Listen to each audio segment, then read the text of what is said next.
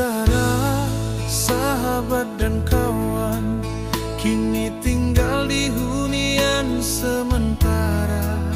Leo Tobi menangis dalam diam, tapi hati mereka tetap menyala. Anak kecil tertidur di pangkuan ibu, di hunian sementara yang sederhana. Mereka masih tersenyum walau pilu, percaya Tuhan jaga di setiap langkahnya.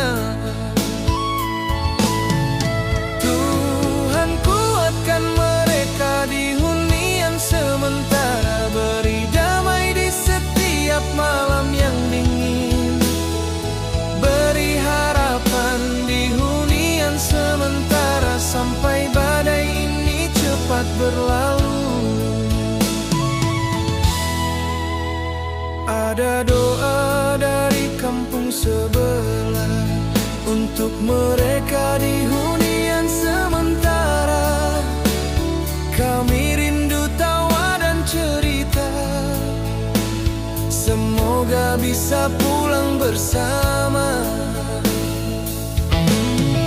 Tuhan kuatkan mereka di hunian sementara, beri sabar di hati yang luka.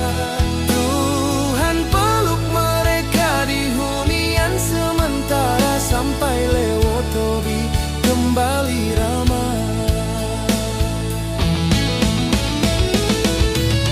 Mungkin hujan masih turun malam ini, mungkin tanah belum tenang lagi, tapi di hunian sementara kasih dan doa tak pernah berhenti.